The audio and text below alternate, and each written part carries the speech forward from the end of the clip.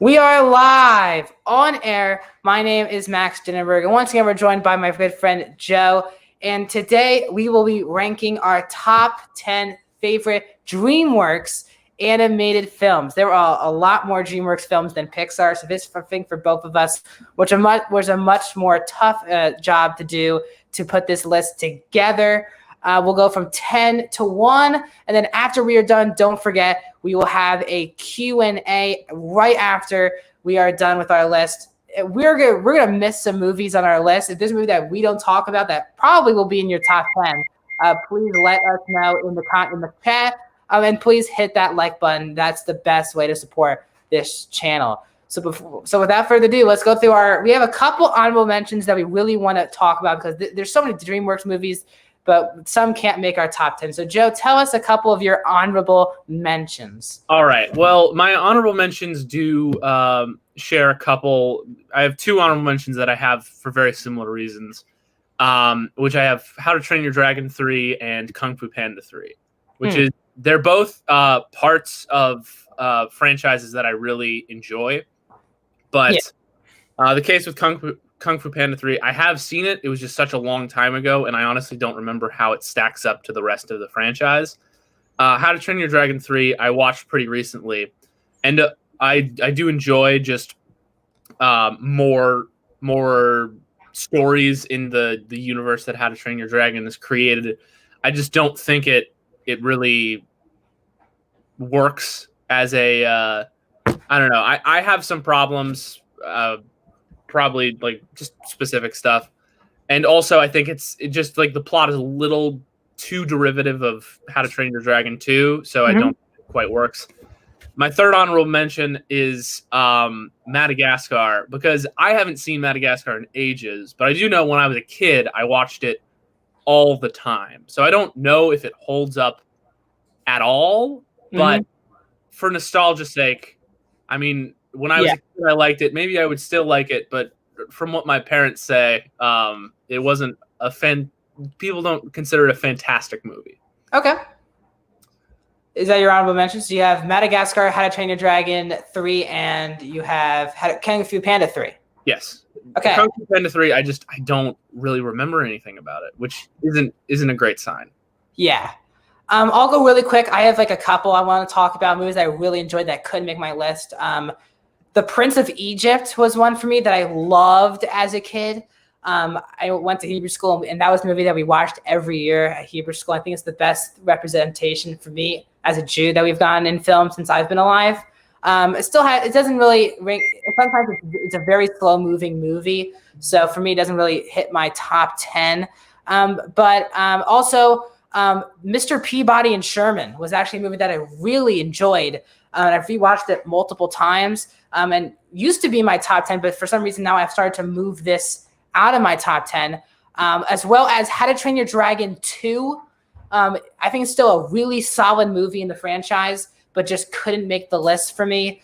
There's more movies that I really emotionally invest in and have nostalgia for. And the last one is Megamind. Can't make my top 10. I have an issue with the Jonah Hill character towards that third act that pulls me out of the movie at times, but I love the actual character of Megamind and the twist of that, but it just couldn't. I don't have enough nostalgia for that movie more than others, and I guess Monsters vs. Aliens as well as a movie I wanted to make my list, but just couldn't. Joe, let's go through your number 10 here. All right, number 10. I do feel like you kind of mentioned this, but I want to add our quick disclaimer, which is that neither Max nor I have watched every DreamWorks movie, so this is the top 10 of what I've seen, or what I remember. So, coming in at number 10, I have Turbo, the movie about a snail with super speed. I rewatched it recently. Honestly, I mean, it's nothing special, but truly, I just love the idea of a snail with super speed. It's so crazy, and I didn't think it was going to make it on my top 10, but I looked at my list and I was like, you know what, I might as well. It kind of has some similarities to Cars in its racing, sort of underdog feeling. The brothers connection is very nice. I really don't know what to say about this other than it's just like it's really a fun movie that I totally forgot about until I looked at their list of DreamWorks movies. Like, I remember really liking that. Yeah. And I don't have much to say about how it's great. It makes my number 10, but that's it. Yeah. I also always forget that Turbo is DreamWorks as well. My number 10 is Flushed Away, a movie that I really love to death since I was a very little kid. I watched this movie like crazy in my life. I have a lot of nostalgia for the film. It has a lot of great emotion. Hugh Jackman in the lead role is really funny, and the plot is very unique. The fact that you get flushed away and here comes this world in the sewer with all these rats, basically. And it's super, super interesting. The fact it takes place in England. Jean Reno's character, the frog character, is also really, really great here. Just great voice acting. I love this movie. Has a really different style of animation that we don't really see in any movie studio. That's even DreamWorks itself. So I really love this movie, and that's why it's definitely in my top 10 at number 10. Your number 9, Joe. My number 9 is one of your honorable mentions, How to Train Your Dragon 2. Mm-hmm. I really enjoyed it. This is, again, just sort of in the series of DreamWorks sequels that I didn't see for a very long time. I rewatched some of it recently, and I enjoyed it. I think the How to Train Your Dragon world is really fun. It's a really creative, and it looks great. I think I really do enjoy it. Not a lot of movies are willing to do the 5-year time skip between the first one and the second one, but I think that really works in this case in order to tell a new story that doesn't just feel like a produced sequel. Mm-hmm. I mean, obviously it has some similarities to the first one in the final fight being between a giant dragon and our protagonists. But I think the introduction of Hiccup's mom I really like her as a character. Mm-hmm. And just the further exploration of the How to Train Your Dragon world is really cool. Yeah, I don't have much nostalgia for it, so it's only my number 9. Yeah, I completely understand. My number 9 is Madagascar 3, Europe's Most Wanted. A movie that I hear a lot of now shade for that movie for some reason. I really loved that movie the first time I watched that. Obviously, it came out in 2012, so almost 8 years ago now. But I do love this franchise. I do think it's not the best in the franchise, but I think that Madagascar 3 really accomplishes the circus aspect of the film really well, in my opinion. It does take a while for the film to actually really get going, but once it really does, and the romance that happens with Alex in the movie also is really well thought out. Some of the action scenes might be the best in the entire franchise, especially with the circus being involved. So I really always love this movie. It's a very colorful movie as well. Frances McDormand as the villain in the movie is also really fun to watch. So yeah, I know it's a movie that I hear a lot of people don't like anymore for some reason, but I remember always enjoying this movie. So that's why it's my number 9. What is your number 8, Joe? My number 8 is the first How to Train Your Dragon. And I think it might be a little low for some people's tastes. Yeah. But when I was just working around my list, I remember really liking How to Train Your Dragon the first time I saw it, and I did rewatch it, and I still liked it. I just don't have the same connection to it that I have for some of these other movies. But it is still a great movie. The story of Hiccup learning to understand dragons and then also being able to change other people's minds, which is not something you often see, where almost every other character is basically the antagonist to Hiccup until towards the end of the movie. It is a realistic, not realistic. It's an interesting depiction of changing people's minds and persuasion and changing perceptions. There are several moments that still give me the chills, but I still have some deeper connections to other movies further down my list. So How to Train Your Dragon is my number 8. It's a good one. It's a really good one. My number 8, and we're going to stick with my franchise I just talked about, and that is Madagascar 2, Escape to Africa, which actually is my favorite story in the franchise. The fact of Alex finding his family in the movie was really inventive, I believe, and the reveal of all of that, and the fact of just a good message of expectations. You know, Alex had to earn his spot there, and it really worked for me because of the idea of expectation. That's a good idea for kids as well. I love these characters as well. The way they land on where they have to be in the the African continent was super inventive. I thought leaving New York was a good idea after the first one, and I've always loved 2. I think 2 is probably the best story we've gotten in the franchise so far, in my opinion. Number 7, Joe. Okay, my number 7 is Kung Fu Panda 2. Similar to my points about How to Train Your Dragon, I really do enjoy the world that Kung Fu Panda set up, and Kung Fu Panda 2 is just a further exploration of it. I feel like I'm making the same points about a lot of these movies, but it looks fantastic. The action sequences are great. There are some that are arguably better than in the first movie. And I think Poe's journey of exploring his identity and who he is if he doesn't know where he's from is pretty powerful, especially when he has his sort of freezes in combat where he can't totally focus.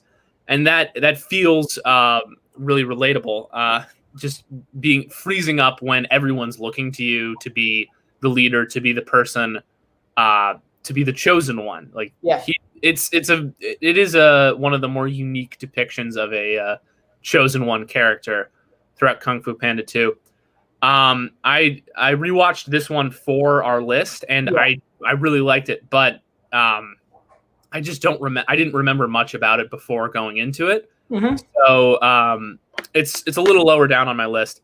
But I think Lord Shen as a villain, he does sort of have his evil monologue, evil monarch stuff, yeah. But his relationship to causing the genocide of Poe's race is really powerful. So it's not there's certain villains that are about the strength of the villain's character, and there's certain villains that are about the strength that they bring to the hero. So what the hero's relationship to the villain is and how that impacts them. And I think in this movie that really works. And the ending is very satisfying where Poe finally learns to balance all of these different aspects of his life to find inner peace. Yeah. It's a really good one as well. There's so many good ones here for DreamWorks. My number 7 is How to Train the Dragon 3. How to Train Your Dragon, sorry. The Hidden World comes in for me in number 7. I watched this movie actually 3 weeks early via Fandango's doing their early access thing, and I watched it. So I watched it really basically a full month early, and I really enjoyed the movie. I think that it's one of the most satisfying DreamWorks movies to date because, again, it's concluding a trilogy, which, I mean, it's probably the strongest trilogy we've gotten so far in DreamWorks, in my opinion. I think it's a really great trilogy that all of the movies are good to great, in my opinion. And I think that in the world, while, again, the villain for me felt really flat for me, the actual plot of the Hidden World and Toothless having another Night Fury was really inventive. The animation was beautiful when they showed the Hidden World, and the satisfying conclusion of Astrid and Hiccup's character was also very well put together. It feels like this movie also got all the gang together in a very cool way. It feels like the first two really struggled giving all of them the enough screen time, and I think like this movie did the best job bringing all of our characters together. So I really enjoy this movie. The score is really good. This is such a great franchise, deserved its Oscar nomination for Best Animated last year. And I can't believe this movie came out last year. Really crazy. So yeah, that comes in at my number 7. Number 6 for Joe. My number 6 is the first Shrek. Mm-hmm. It's a very good movie, and I don't really like talking about Shrek just because of how weird people get when you talk about Shrek. Yeah. But just speaking, it's a very interesting satire of fairy tale stories, while also being a very inventive and creative fairy tale story itself. Um, uh, I don't know what else to say about it. I think it's a subversive piece that really uh, changes how, especially it being a direct parody of anything Disney. Yeah. Humor lands, although I haven't seen the original Shrek in a very long time. I do remember it being high on my list, so that's why it makes number 6. Yeah, I mean, it is pretty tough to talk about. A lot of people like live and die by that movie, and some people just don't. I mean, that's this, and it's what it is. My number 6 for me, it might be really high on my list, but I love this movie to death. I believe it's the most underrated DreamWorks movie, and that is Over the Hedge. Is a movie that I always just loved. I think it's really inventive animation. I think the characters themselves are a great bunch of characters, led by Gary Shandling as Vern and Bruce Willis as RJ. And Steve Carell, of course, steals the whole movie as Hammy for the movie. And I just love Over the Hedge. And I think that not enough people talk about that movie. It came out in 2006. A lot of people don't really find that to be top tier DreamWorks, but I always did. The idea of what food means to these animals, and the lessons that the animals learn about food through the eyes of these villainous human characters throughout the movie are really, really, really cool to watch. And again, the animation for 2006, in my opinion, is done so well. And I would love to see Over the Hedge possibly get a sequel, but obviously Gary Shandling has passed away. But I think that in general, the movie has so many great. Wanda Sykes as well, as the skunk as well, was really funny. There's just so many great characters in here to really latch onto. And I love food. So, I mean, Pixar has its Ratatouille, but this easily has its Over the Hedge here with the idea of food, and the look of food in this movie is done so well. And the bear, yes, as well. I love that bear and its relationship with RJ. So yeah, Over the Hedge needs to be talked about more, and that's why it's my number 6. Do you want to talk more about that, Joe? I would like to just add a little bit of a point, because Over the Hedge is not on my list, but not anything against it. It's just because I don't remember. I've seen it, but I don't remember anything about it, and I couldn't find anywhere to watch it in preparation for this list. So that was one of the bigger disappointments for me. I just couldn't figure out where to watch it other than just like outright buying it. Yeah. So it's not on my list, but that doesn't mean that I remember liking it. I just don't remember any of the plot points.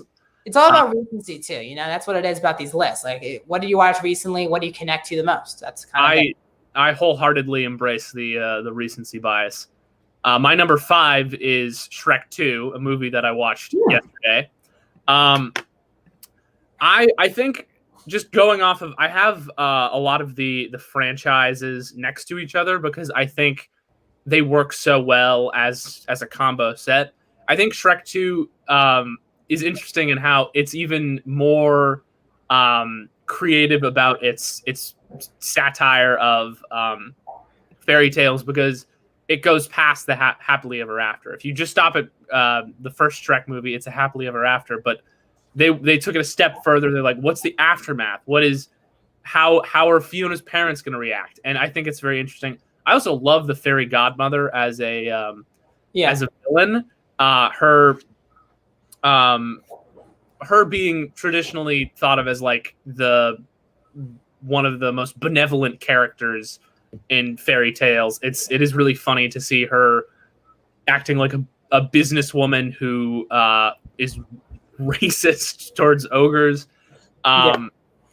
It is really just trippy, and I think I like to think that if you can do a good sequel, it means that you can do a good extension of your world, and I think this explores the themes of the first Shrek movie and in a new way that's still close enough to the original to have thematic relevance, but in a new and exciting way that keeps people on their toes. Yeah, I mean, and that's your number 5, right, Joe? That is my number 5, yes. Yeah, so my number 5 is the original Shrek, which was your number 6.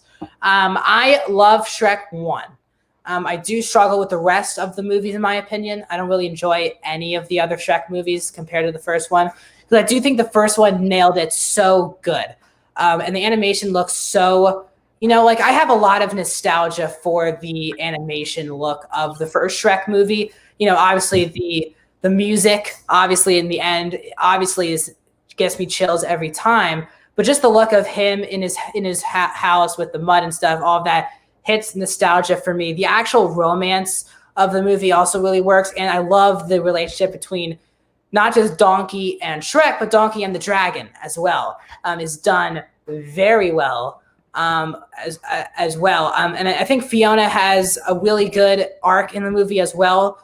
The back and forth of being an ogre and a human is done really well and not super fantasied up. It feels very real, and you understand why she makes that decision at the end of the movie. So for me, I love the Shrek movie. Is it my favorite DreamWorks movie? No, doesn't mean it's a bad one. But as I said earlier, I really do struggle with the Shrek sequels, in my opinion. While I think Shrek 2, I believe I have Shrek 2, yes, as my favorite of the sequels. For me, they don't reach the same emotional beats as the first one. I mean, not the same exact ones. I mean, the same way of, I don't feel emotional about all of them, especially Forever After and 3. So that's my opinion on Shrek. Do you agree with that, Joe, or no? I can agree with you on the Shrek the Third. I don't remember. I think the fourth one was way too complicated for me when I watched it, and I haven't watched it since. But I saw Shrek the Third in theaters when I was a kid, and I had to walk out of the theater because I couldn't handle it. Yeah. So I haven't ever tried to watch Shrek the Third ever again.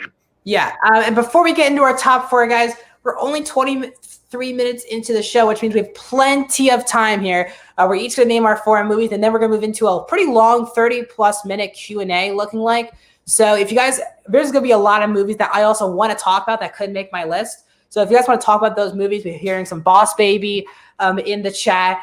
We'll definitely talk about that if you guys keep it in the chat. There's so many more DreamWorks movies that we're not going to talk about, so please put that in the chat, and questions will be answered. All of them will be.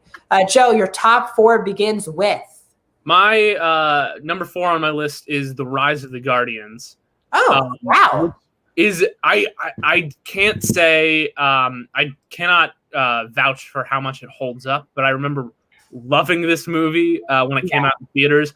I think it's not one that I ever hear people talk about, but it's the Avengers of childhood figures. It's the team-up movie that kids never knew they wanted. It's Santa, the Tooth Fairy, the Easter Bunny, and Sandman, Jack Frost, all teaming up. All of them. They haven't gotten their own solo movies, but I think it works in this case. I think the character of Jack Frost is really engaging in being more of a saying than a figure, and people don't believe in him.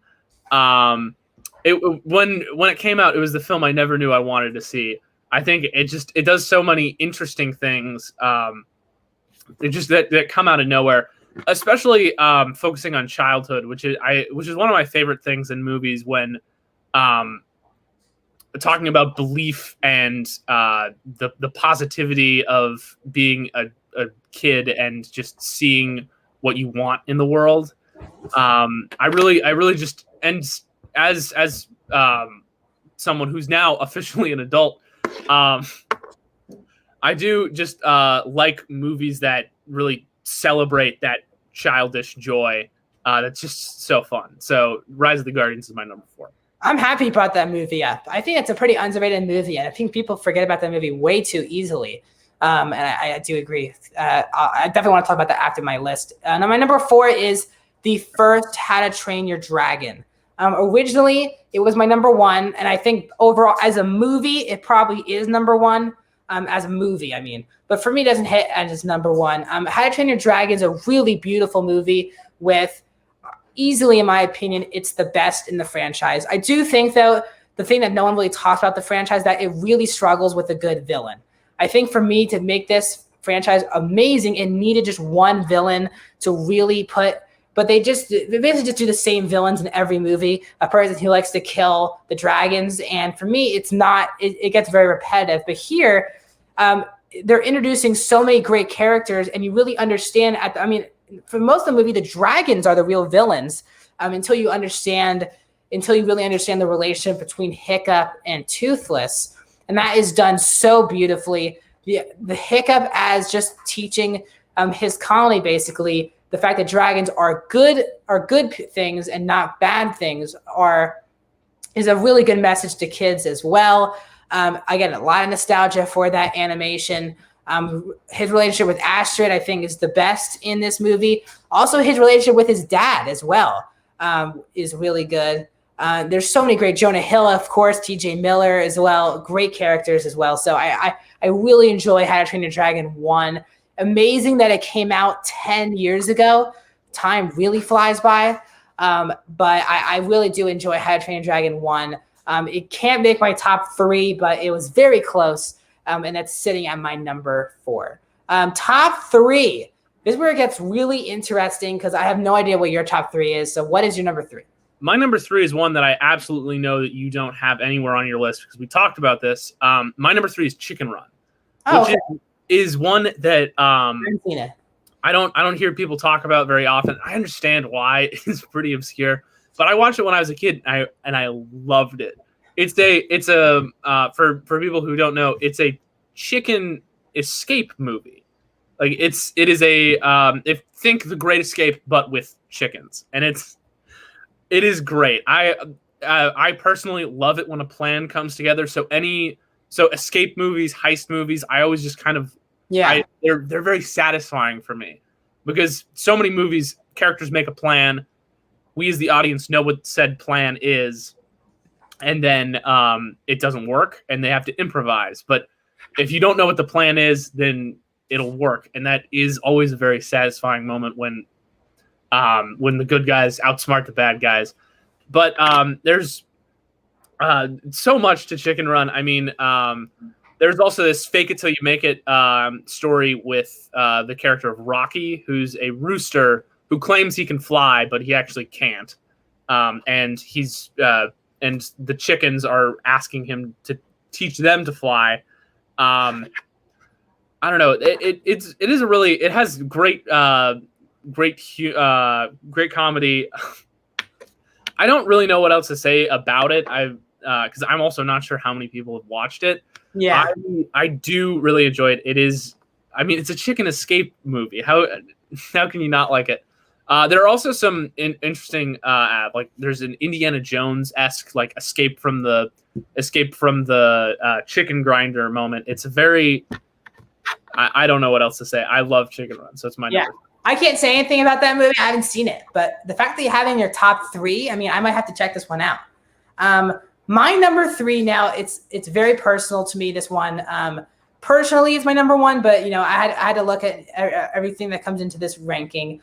And my number 3 is easily going to be Wallace and Gromit: The Curse of the Were-Rabbit, a movie that I literally grew up watching this TV show maybe every day. I mean, I watched this TV show back when it was a TV show a lot.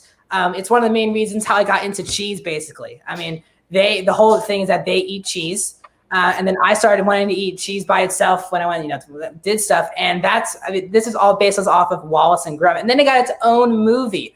And I love this movie. I still rewatch it. It came out 15 years ago. I love this type of, stop motion or British clay type of animation.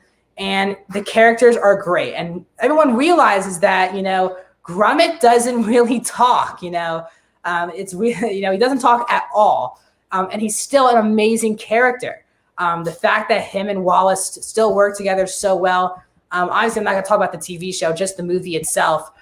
The idea that Wallace is the were-rabbit was an amazing twist that I never even thought of even happening when I watched that movie for the first time. The fact that he becomes more human when he becomes, the were-rabbit, and the back and forth. And the messages for kids, especially me growing up, was amazing in this movie. Having Ray Fiennes as the villain as well, and everyone going after this love interest as well was also really, really cool. I love this type of stop motion animation.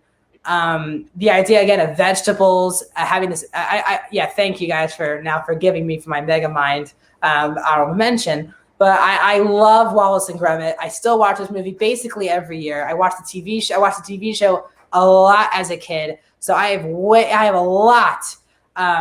So it's just I watched the movie shows a lot as a kid. So there's a lot of nostalgia, a lot of personal bias for this movie. But that's why it's easily in my top 3. Joe, do you want to add on and go to your number 2? I'm with this movie how you are about Chicken Run. I haven't seen it. Oh, okay. If I have, it's been ages. So I'll move on to my number 2. Yeah, my number 2 is Kung Fu Panda. I love Kung Fu Panda, and I didn't think it would be this high up on my list, but I rewatched it recently, and it's a very unique story, and I don't think it gets enough credit for being this type of story because everyone focuses on Jack Black as Po, and it's a great story for Po, but I think a lot of people don't give Dustin Hoffman as Master Shifu enough credit because it's just as much Shifu's movie as it is Po's movie. Yeah. You don't often get to see such a flawed mentor character, a mentor character who's not wise and all-knowing, someone who's also going through something. So I watched it, and there are a lot of great Po moments, but he, for so long in the movie, he's trying to be a good student. He's trying to learn. And again, that's not something you see in a master-student relationship in movies because always the student is usually reluctant to learn, is like, this isn't going to teach me anything. But Shifu assigns Po something dumb to do, and he does it, and he does it with a smile on his face. And the only moment where he really falters is when he's confronted that he has to take on something that he thinks he can't do. It's an issue of confidence as opposed to ability. And again, Shifu's reluctance to teach Po, his hurt pride that this random panda is the dragon warrior, is the chosen one, and that his master is not listening to him and is being too vague and I don't know what the word is. Yeah, he's being too vague. It's a very interesting story, and just to mention Tai Lung, he's not the greatest villain, but his relationship with Shifu makes him such a better villain. This is something I was saying earlier about Kung Fu Panda 2, which is it's not necessarily the villain being a great character. It's the villain's relationship to the hero being really powerful. There's in the flashback where they're telling the story of how Tai Lung fell from grace. Shifu tries to take him down, and he can't because Shifu's like a father figure to him, and he can't destroy what he's created. And I thought that was a very powerful moment. Yeah. I think it is just there's so many movies where there's the wise master and the young sort of unruly student. But I like how Shifu learns from Po just as much as Po learns from Shifu. And I'm basically already talking about the Karate Kid, but the quote of Mr. Miyagi in the Karate Kid, there are no bad students, only bad teachers, is so clear in this movie because Shifu has to change his teaching style in order to suit Po. Po's not going to be as similar to every other student he's had. I will say there is and the comedy in this is strong too. There is a bit of like, oh, the bumbling fool actually like is accidentally winning the fight, but I think it's more than that because Poe learns throughout the course of the movie, and he learns through his mistakes and uses that in the final battle, which is a very amazing final battle.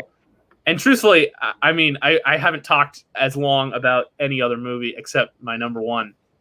But yes, Kung Fu Panda is my number two. My number two is I've already talked about the number two movie in this franchise, number three movie, and now we're getting to the original, and that is Madagascar, a movie that I've always loved since I was a kid. I think that the casting is pretty perfect. Ben Stiller, Chris Rock, David Schwimmer, Jada Pinkett Smith, and then you also add in Sacha Baron Cohen as Julian. Just perfect casting across the board. I love when they're in New York in this movie. I think it was cool for the other two to not be in New York, but I really miss New York in both 2 and 3. I love New York, the New York train station scene in the movie. And then when they go to Madagascar, it's so beautiful. The Julian reveal, Julian and Maurice are a great duo.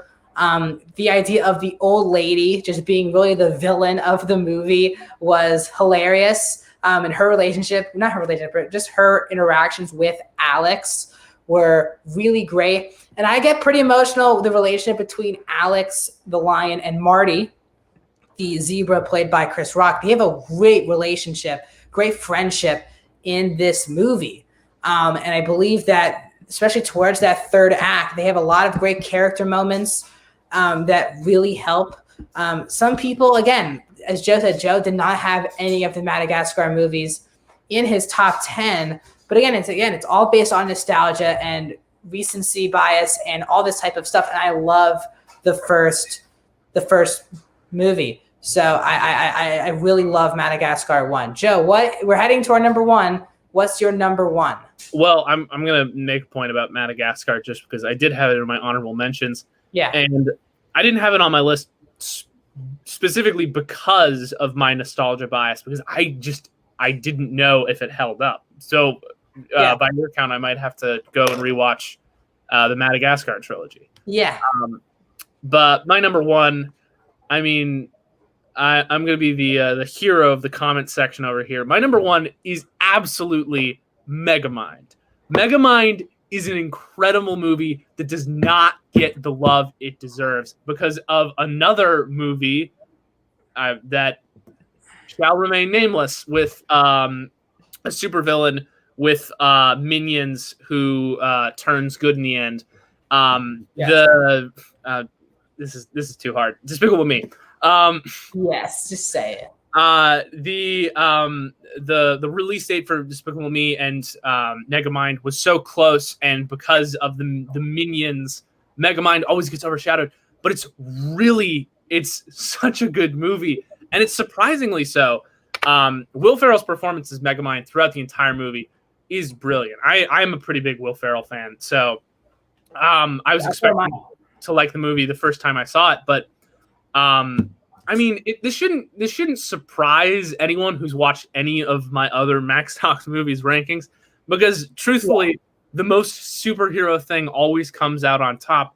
But Megamind is a very interesting take on superheroes, because the superhero in the end, Metro Man, played by Brad Pitt, who also does a great job, is sort of like a little bit of a scumbag, but very much so. Truly, the story of Megamind, it's not that he's evil. It's not that he's a bad guy who's like, oh, I need to redeem myself. He's a good person who thought his only option was being bad because no one would give him any other choice. And that's so, like, his bullying in the beginning of the movie, his treatment by everyone throughout, where he has to feel fueled by their booze and by their hatred, because he's gonna get it regardless. And then when he beats Metro Man,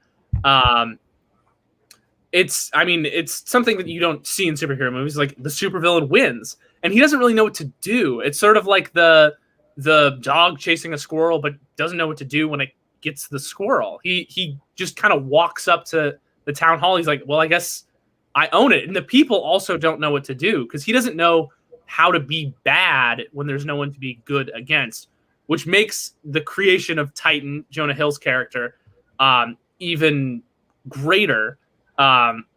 Because it's just he needs the conflict. The conflict was what he based his entire identity around, and when it's gone, he just gets bored in this existential loneliness. I'll just throw out some other points. Tina Fey as Roxanne Ritchie, great as the love interest. David Cross as Minion, one of my favorite parts of the movie.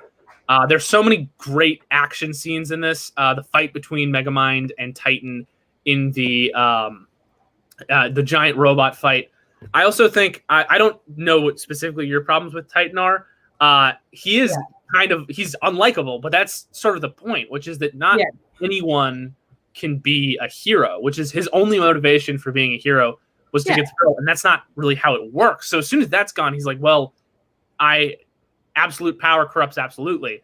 He has the power to do anything he wants, including just beat Megamind and take over the city. And of course, he's going to be, an asshole about it. Yeah. Man, I don't know what else to say about this fantastic movie. It's great that you love it. It's so good. This was the easiest part of the list for me. It was like, okay, Megamind's first. Now I got to put everything else in some sort of order. Yeah. I mean, again, I really enjoy the movie. It has great rewatchability. Again, Megamind and Metroman, I agree with you. Like, the opening scene is my favorite opening scene in all of DreamWorks. When, we find out that Megamind basically doesn't kill Metroman, that whole opener was great. But again, I do struggle with the movie at times. I don't really enjoy the love interest as much. I think her character's cool, but it just seems too tacked on to me in the movie. With already enough characters having arcs. I think in Metroman, I was like, it's all right. I cared more about Megamind and Metroman, but I understand that he needs an actual villain to go after. But that's okay. A lot of people in the chat disagree with me. That is okay.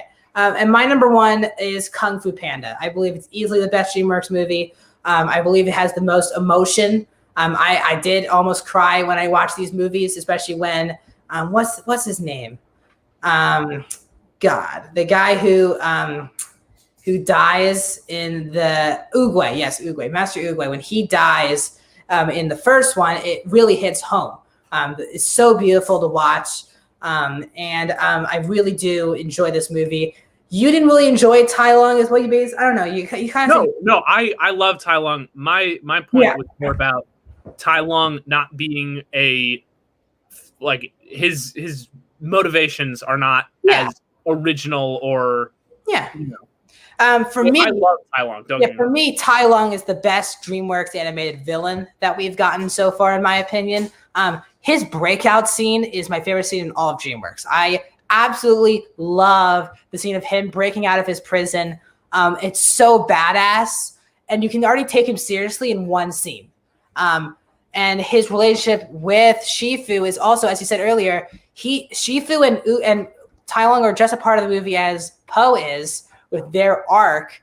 And the idea of Tai Lung being like, as a kid, finally getting that dream, and then he doesn't get it, and then this guy who by accidentally gets his dream, you get his arc right away because he's worked this his whole life, didn't get it, and Po just falls into it and gets it right away. So you really understand it. I would have loved to see a better action scene in the third act. And you also did talk. I'm actually not a fan of Kung Fu Panda 2. It feels like I'm part of like the lonely island of people who didn't enjoy that movie. And I didn't like it to a point where I haven't even seen 3 because I didn't really enjoy 2 because I didn't really enjoy the villain at all in 2. I love Tai Lung so much. So, but in general, Kung Fu Panda is a great movie with Angelina Jolie in there as Tigress, who's my favorite character out of the 5. Jackie Chan as well. Lucy Liu and David Cross, as we just mentioned earlier, David Cross back in here. And even Seth Rogen as Mantis as well always works. So I really enjoy. Thanks, Katie. So we are done with our list, and we have 15 minutes now to talk to you guys. There are a lot of movies. I mean, I can just bring up a lot of the movies, and maybe Joe and I can just talk about some of these movies. Or if you guys have movies that we missed on your top 10, we can definitely talk about it. I mean, some of the movies, as I brought up earlier, have you seen like Monsters vs. Aliens, Joe?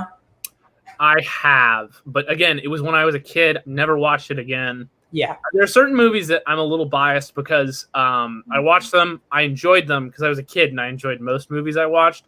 And then later in my life, my parents were like, "I can't believe you made me watch that movie." So it made me think that they weren't as great. So yeah. I don't know. I definitely have some outside biases when it comes to movies that I just don't remember very well. And I also I'll give you a story too about one of these movies that could obviously didn't make my list. It's my least favorite movie in the franchise, DreamWorks. But as a kid, I saw animated movies. I just loved all of them. And now I rewatch them. Now I understand the flaws with basically a lot of them. But this movie is probably the first animated movie that I hated. And I was a kid in the theater. And that is my least favorite DreamWorks movie, and that was Home. Home, I absolutely cannot stand. Never seen it. Haven't seen it. Good for you. It is Jim Parsons and Rihanna, and I really couldn't stand that movie. I don't know if you guys in the chat have seen Home, but I really couldn't stand Home. As well as, B Movie, terrible movie. Shark Tale, I think, is a pretty bad movie. Can we agree on that, Joe, or no? I'm sure. Again, the last time I watched Shark Tale was in one of those like the DVD players that you have in a car, or like a minivan, so kids can watch in the back. And I only watched half of it. Yeah, I have never heard a single good thing said about Shark Tale. I think a good thing to talk about here too, before we get into the questions as well, is the Ants dilemma. Have you seen Ants? I have not. Ants was one that I was considering watching in preparation for this. But I realized I should probably rewatch the ones that I knew that I liked, and so I could talk about them a little more. And I'm glad I did, because Kung Fu Panda, I didn't remember as much about the first one. Yeah. And I watched it and I loved it. And I think I maybe undercut some of my points just because it wasn't my number one, but I absolutely love it. Tai Lung's a great villain. And I understand you on Kung Fu Panda 2 not being the best, but I think it still has an interesting story to tell about so that's why it made my I wanted to bring up Ants because we literally just talked about Pixar a lot, and obviously I brought up A Bug's Life a lot, and obviously those two movies came out months of each other, and they're basically really the same plot line for the most part. And the big rumor was that DreamWorks, the person who ran DreamWorks, came from Pixar and kind of took that story and did its own thing. So for me, I enjoy Ants for what it is. I don't think it's even close to A Bug's Life, but I really do enjoy Ants. Now we have a question here, a movie that we didn't talk about yet, a movie that I haven't seen yet, and it's thoughts on The Road to El Dorado. Is that a movie that I have not seen this movie? I haven't seen it either. If you guys have seen that movie, which one came first? I can let you know. Let me just look that up. Which one came first, Ants or A Bug's Life? And, again, I did hear about that being. They both came out in 1998. Ants was first. A Bug's Life was second. A Bug's Life made a lot more money than Ants. And Ants actually was the first DreamWorks animated movie. It was the first one. So it came out of the gates with that as well. I mean, we didn't even talk about, The Croods as well. They're having a sequel come out later this year. Do you have any thoughts on The Croods, Joe? I saw it once. Don't remember much about it.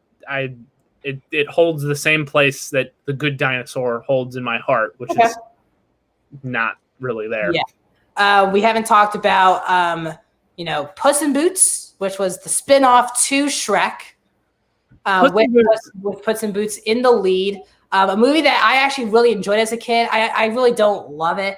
I actually like Humpty Dumpty a lot in that movie, but it does not have a compelling story for me at all.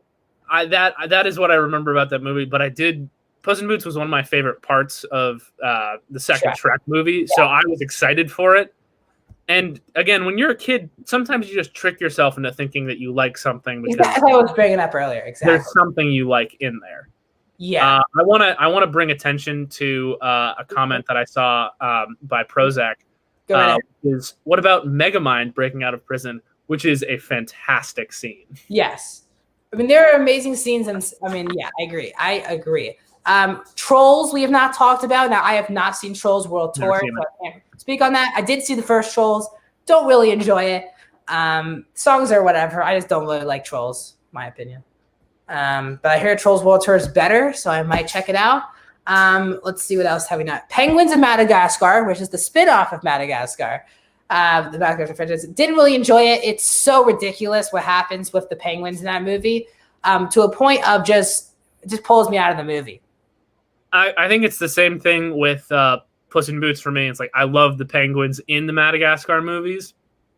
And then I was like, well, a movie with them, what could possibly go wrong? Yeah, I will say I have a pretty fun story it's not an interesting story, but I went to see it with a friend and nobody else was in the theater, and it was like a nice theater that you could get food and eat the food in the theater, and it had the reclining seats.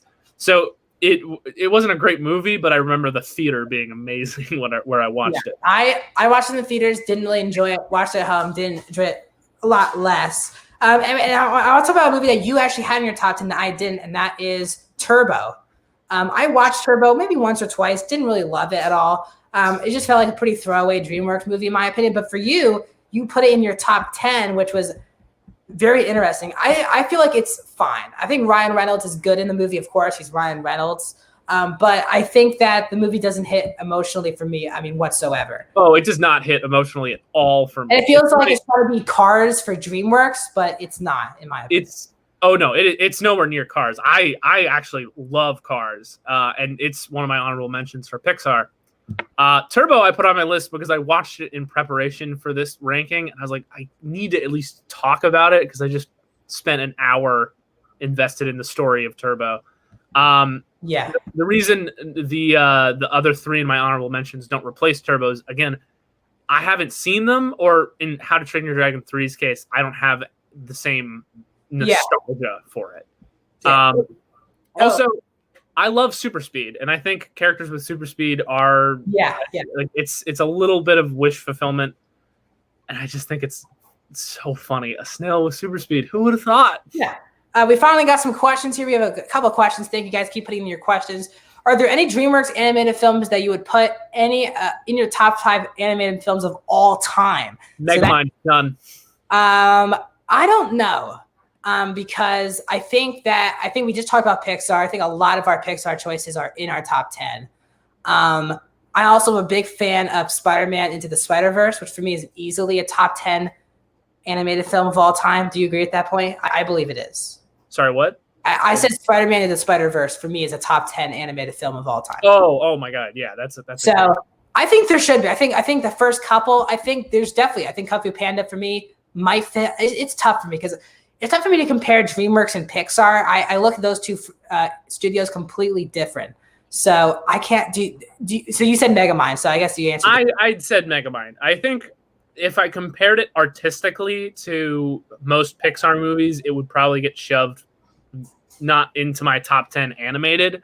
But I have a pretty nostalgic connection to Megamind as well as appreciating the movie story. So I'm bad at ranking things at all. So I would say Megamind right now while we're talking about DreamWorks. But if we talk more about Pixar or other animated, they're pretty great. It might get. And I think I would love to talk Illumination on this channel. I've seen all 10 Illumination animated movies. I would love to talk about those on the channel. So again, I don't want to spoil those picks because I think we should do rankings of those down the line. Is Madagascar 2 or Penguins that has the plot with the monkeys? I think that's got to be Penguins. I don't remember Madagascar 2 ever having a monkeys union. I don't think that's in Penguins, though, because the whole thing with penguins is like they're part of the super spies. Like a super spies, but they're all Arctic animals. Yeah, exactly. So I have no idea which one that's in. It could be one of the other Madagascar. Yeah. Let's keep going here. Joe, why isn't Mr. Peabody and Sherman? Now, it wasn't on my list either, but you didn't talk about Mr. Peabody and Sherman. Explain. Okay, this one I have watched. I don't remember it. I'm sorry. They're just truthfully. I mean, if you'll notice the first part of the like until we got to the top three, my descriptions for why I liked a lot of these Pixar movies were pretty short in comparison to the Pixar list. This I do remember liking it from in the theater, but now that I'm just older, I don't trust my younger self as much for like giving me good judgment on movies. I mean, if it's worth another watch, I might check it out. I think you should. I really enjoy the movie. It's also a great history lesson for kids. This is a fun way to learn about history as well. But I love that movie. I think Ty Burrell is brilliant as Mr. Peabody, and the idea of adopting a kid, the flip reverse of that, is a great message for me, for kids as well. Now, here's another movie that I said was an honorable mention, and you just talked about this earlier. I'll just talk about it a little more. I just threw it away as an honorable mention, but I'll talk about it more here. Monsters vs. Aliens. I loved this movie growing up. It does fall flat for me the older I get. I still really enjoy it. I actually really enjoy Reese Witherspoon. And I love Seth Rogen as Bob. For me, it was really good casting. And Hugh Laurie as well as the cockroach and the villain. I forgot who voices the villain, but I love the villain as well. So I think any chance Patton Oswalt. Yeah, so I really enjoyed Monsters vs. Aliens, but I think it's trying to be a superhero movie too much. It feels like it's trying to be like a Marvel movie for DreamWorks, which for me doesn't always work, and it doesn't really make a lot of sense the way that Reese Witherspoon's character interacts with humans after she becomes this big person. So I don't know. I don't enjoy this movie as much, but a fun movie, easy watch. Joe, any more thoughts on Monsters vs. Aliens? Or want to keep moving on here? I'm trying to figure out if I got the villain right. I don't know. I'm gonna look it up. I think when I was a kid, I mean the monsters really engaged me because it's sort of like a superhero team. I'm not gonna hide anything. I have a heavy superhero bias. I haven't watched it since then, and from all accounts, it didn't sound like a particularly engaging movie for anyone older than its target demographic. Yeah. The villain was Galaxar, voiced by Rainn Wilson of The Office. So I really enjoyed Galaxar. So yeah, I couldn't figure the villain's name, but a great character in my opinion. Let's keep moving. We have a couple more here. We're not going to talk about some Spider-Man stuff because we just want to talk about. I want to do Illumination if Joe is down for that. I'm really interested. I'm going to check how many Illumination movies I've seen. There are only 10. Yeah. I personally don't want to watch The Secret Life of Pets because I have never heard anything good about it. I've seen both, so I've seen. I mean, from the trailers, it just looks like the first Toy Story, but with pets. It's not bad. It's not bad. I don't want that. Kevin Hart's really good in it, I think. But yeah, I don't want to spoil my picks because I think we might want to talk about that. Come on, Joe. You're great at rankings if you put me. Okay, yep. You should do top 10 sidekicks in animation or something. That's a really interesting one. It's so broad too because obviously you said animation.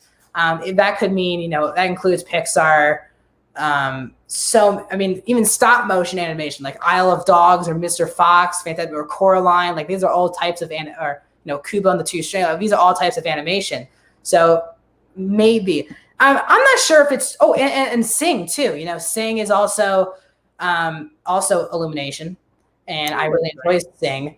Illumination is the Despicable Me movies. It is the Lorax. It is what else? Let me go to my list. You're not selling this for me, Max. I am trying. I'm trying to find. So it has all the Despicable Me movies. It has It has Sing, the Lorax, the Grinch, Hop, and The Secret Life. Yeah, it's 10 movies. I've seen all of them, so I could easily rank them, but I'm not sure. Your top 10. You should do top 10 worst lists. top 10 worst. Now, we kind of talked about all of DreamWorks top 10 worst. We haven't done top 10 worst Pixar, which we could do. We haven't done top 10 worst MCU. There are not enough bad Pixar movies for a top 10 worst Pixar list. Yeah, At MCU. least half of the list would be defending the movies that we're putting in the top. I don't think we want to be rude to our good friend Ty if we do MCU, because I think we both. I'm just being honest. We both. We already did 15, and yeah, it wasn't there. So yeah. So, and that just tells you. So I don't think we want to do that, but I would love to do a top 10 worst of something else. There's some, and also you also forget animations, also Lego movies too. Four of those.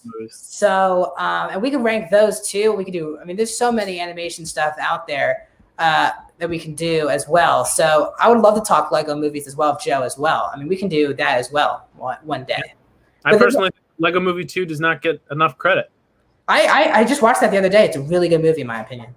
But I think we're at that point of being done. So if you guys are new to Max Talks Movies, please hit that subscribe button in the comment section down below when this live stream's over. Put down your suggestions for rankings. I mean, you guys tell us. Do you want us to rank the 4 Lego movies? Do you want us to rank Illumination? Do you want to rank us any live action franchise like Men in Black or Mission Impossible or anything like that? Please do that all in the comment section down below.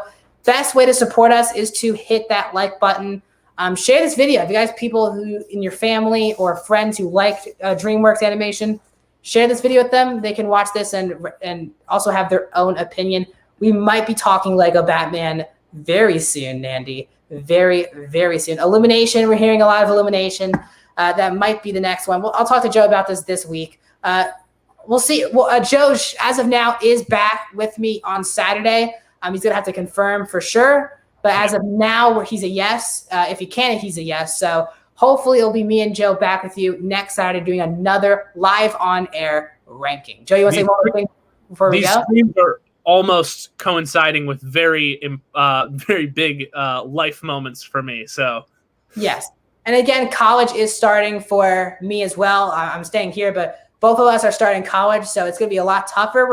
I'm really committing to doing this every Saturday, but again, it depends on our lives in general. So we are hopefully back with you next Saturday. As of now, it is happening. Next Saturday, we'll be ranking a new big franchise in the world